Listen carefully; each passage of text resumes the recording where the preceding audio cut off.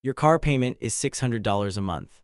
That's the number in your banking app. That's the number you told your friend when he asked. That's the number you built your entire budget around. And it's not what your car costs you. The real number is closer to $1,100 a month, almost double. And the difference isn't hiding, it's just spread across 4 bills that never arrive on the same day, so you've never once seen them added together.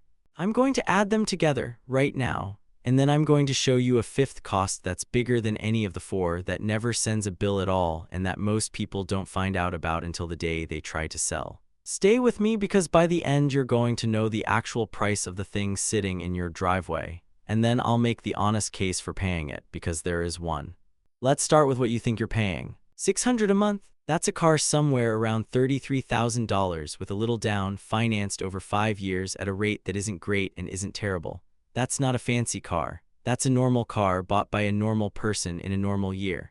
Half the people watching this have a payment within $100 of that. Now let's open the other 4 envelopes. The first one is insurance. If you're financing, you don't get to choose here. The bank owns that car until the last payment clears, and the bank wants full coverage. Nationally, that runs somewhere around $1,700 a year. Call it $140 a month, gone every month, whether you drive the car or it sits in your driveway under a foot of snow. And here's the thing about that number that catches people off guard. It goes up while you're standing still. You didn't crash, you didn't get a ticket, you got a little older, which should help, and the renewal still came in higher than last year. That's because your premium isn't really about you. It's about what it costs to fix cars now, and cars got harder to fix. There's a camera in the windshield, sensors in the bumper, and a headlight assembly that costs more than a transmission used to. A parking lot tap that would have been a $200 dent in 1998 is a $2,000 claim today, and everybody's premium pays for that. So this envelope doesn't just sit there. It grows slowly underneath you for reasons that have nothing to do with how you drive. The second envelope is fuel. AAA runs a study every year on what it actually costs to drive in America. They put fuel at 13 cents a mile, and the average American drives about 15,000 miles a year. Run that math and you get roughly $1,950 a year going into the tank. About $160 a month. And notice how you experience that one. You never pay $160. You pay 40-something 4 times on 4 different Tuesdays, standing outside in the cold, thinking about something else.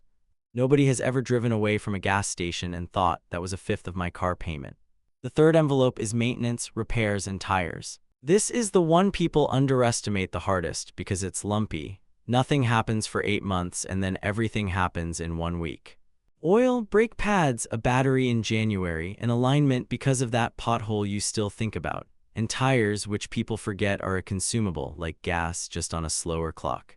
Averaged out, this lands around $160 a month. Some months it's 0, 1 month it's 900, it averages to 160. And let me show you how that actually arrives, because the average is a lie about the experience. It's September, nothing has gone wrong all year. And then in the space of 9 days, the check engine light, which turns out to be a sensor, $400. The tires, which the shop has been mentioning politely for 2 visits and now won't stop mentioning, $800. And the brakes, because while it's on the lift, they may as well tell you. That's a $1,500 week, in a year you'd have described, right up until September, as a year where nothing happened. You don't experience $160 a month. You experience 11 quiet months and 1 week that ruins a quarter. And the fourth envelope is the boring one nobody ever mentions: registration, taxes, and fees. Whatever your state calls it, it's small, it's annual, and it's real. Call it $45 a month. So let's add up the 4 envelopes. $140 for insurance, $160 for fuel, $160 for upkeep, $45 for the government. That's a little over $500 a month sitting on top of your $600 payment. $1,100 every month leaving your account for the car you believe costs $600. Take a second with that because I want it to land properly. You did not budget $1,100 for a car. Nobody does. You budgeted $600 because $600 is the number the dealership put in front of you, and $600 is the number your banking app repeats back at you on the same day every month. The other $550 is real money leaving the same account for the same object. It just arrives wearing 4 different costumes. And now I have to tell you about the 5th one. Because everything I just listed is money you can see, cash out of your account with a date attached. If you wanted to, you could go count it. The fifth cost never touches your account at all, and it's the biggest one. That same AAA study measures how much value a new vehicle loses in a year. The number is about $4,300 per year on average for a normal new car. That's roughly $360 a month evaporating out of something you own quietly while you sleep. No notification, no email, no line on any statement. You will never write that check. You'll write it all at once years from now on the day you try to sell or trade the car and discover what it's actually worth. And on that day, it'll feel like bad luck or a bad market or a bad dealer. It isn't any of those, it's a bill that's been running the entire time. And this is where depreciation stops being an abstraction and starts costing people real money, so stay with me for one more minute. Here's what happens to a lot of people around year 3. Life changes, a kid arrives, or a job moves, or the car just stops fitting, so you go to trade it in. And you find out the car is worth less than what you still owe on it. Not because you did anything wrong, because the loan pays down in a straight line and the car loses value in a curve, fast at the start, slower later. For the first stretch of a normal loan, the curve is below the line. You are, in the plainest possible terms, underwater. Now the dealership has a solution for that. They always do. They'll roll what you still owe into the next loan. Read that sentence again because it's the most expensive sentence in the car business. You now owe money on a car you no longer own. That debt got folded into a new, larger loan on a new car that starts depreciating on the drive home. Your payment goes up, your term goes longer, and you start the next 5 years already behind on a vehicle you're already underwater on. Do that twice and you're financing a car you sold in 2022 inside a loan for a car you'll sell in 2029. That's not a rare horror story, it's an ordinary Saturday at any dealership in this country, and it starts with a cost that never sent anybody a bill. So add it in. $1,150 in cash, $360 in value quietly leaving. That's roughly $1,500 a month. $1,500 for a car you believe costs $600. Now, I want to be careful here because there's a version of this video that just makes you feel terrible about your own driveway, and that version is useless. So let's talk about why this happens to almost everybody, including people who are very good with money. Nobody sells you a car, they sell you a payment. Walk onto any lot in this country and ask what something costs and the answer will come back in dollars per month, not the price, the payment. And that's not a scam, it's an answer to the question most people are actually asking, which is, can I fit this into my life? But a payment is a terrible way to measure a car for one specific reason. The payment is the only cost that stops. 60 months from now, that $600 ends. It disappears from your account and it never comes back. That's real and it's wonderful. The insurance doesn't stop, the fuel doesn't stop, the tires don't stop, the registration doesn't stop. And the depreciation absolutely doesn't stop. In fact, it already did most of its damage in the years you were busy paying. So the number the dealership used to sell you the car is the only number in this entire equation with an end date. Every other cost outlives the loan. And here's the part I find genuinely interesting, because it isn't really about cars. We're built to notice one big number, $33,000. We know how to feel that. We negotiate it, we sleep on it, we tell our spouse about it. We're almost blind to a medium number that repeats and arrives in pieces. $500 a month is a serious amount of money. It's a vacation, twice a year. It's most of a second car payment, but you've never felt it once because you've never received a bill for $500. You've received 41 at a pump and 140 for insurance and a surprise 900 at a shop, and none of them ever sat next to each other. That's the whole trick and nobody's running it on you. It's just how the bills happen to arrive. Let's put a person next to this because numbers by themselves don't decide anything. Picture your neighbor, same street, same kind of job, same income as you. The only difference is that 6 years ago he stopped and you didn't. He drives a paid-off car worth about $12,000. It's fine, it's not embarrassing. It has a scratch on the bumper he stopped noticing. His costs, he still pays insurance but less because he dropped full coverage the year the loan ended. He still buys gas, same as you, same roads. He still fixes things, and honestly he fixes more things than you do because his car is older, and his registration is cheaper because his car is worth less. His depreciation, nearly nothing. A $12,000 car doesn't have far to fall. Add it up and he's running somewhere around $500 a month all in. You're at $1,500.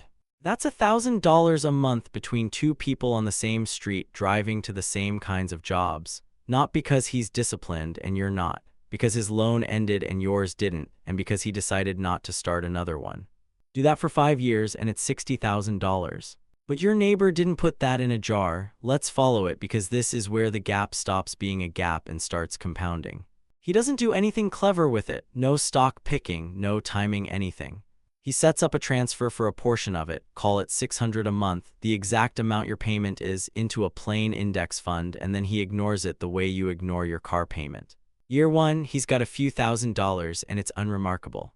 Year 3, he's somewhere around $24,000 and he's started checking it occasionally, which he'd tell you he doesn't do. Year 5, it's near $43,000, and here's the part that gets him, about $7,000 of that he didn't put in. It showed up on its own. That's the difference between the two of you. You have a car that has spent 5 years quietly getting smaller. He has an account that has spent 5 years quietly getting bigger. Same street, same income, same commute. And the machine that separated you wasn't discipline or intelligence. It was direction. $600 a month went one way for him and the other way for you, and neither of you thought about it more than once. $60,000 of gap, that's a down payment. That's a college fund with a real head start. That's the difference between retiring on your schedule and retiring on somebody else's. And it never felt like $60,000 to either of you. It felt like a car. Now here's where I owe you the other side, because I said I'd make the honest case and I meant it. That car is not a waste. Let's be clear about what it actually buys. It buys access. In most of this country, a reliable car is the difference between the jobs you can take and the jobs you can't.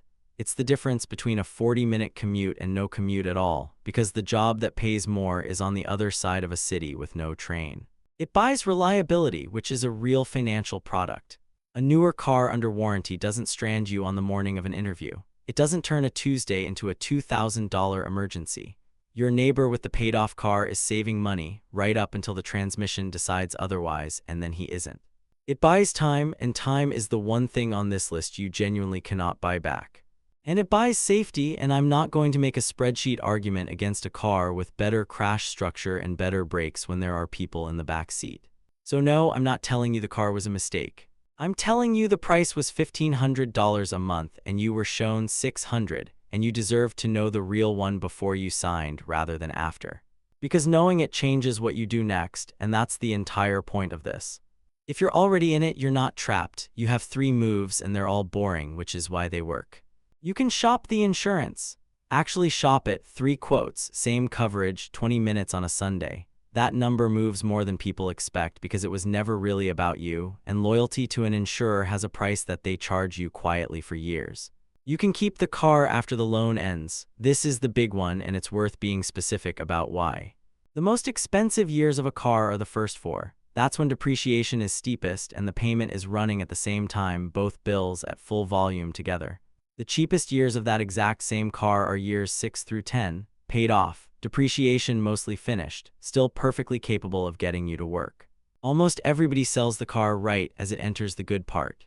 Think about that for a second. You pay for the expensive half and then you hand the cheap half to a stranger and start the expensive half over again. That's the single most costly habit in American car ownership, and nobody experiences it as a decision. It just feels like it's time for a new car. Every extra year you drive a paid-off car is a year at $500 a month instead of $1,500. That's $1,000 handed to you for doing nothing at all. Or you can do what almost nobody does when the loan ends, which is keep making the payment to yourself. Same $600, same day of the month, into an account with your name on it. You already proved you can live without that money. You did it for 5 years. That's it. That's the whole strategy. It's not clever, and that's why it's available to everybody. So the next time somebody asks what your car costs, you've got 2 answers now. There's the one in your banking app, $600 on the same day every month, ending eventually. And there's the real one, around $1,500, arriving in pieces, wearing 4 different names and hiding a 5th. The payment was never the price. It was just the only part of it anybody ever showed you.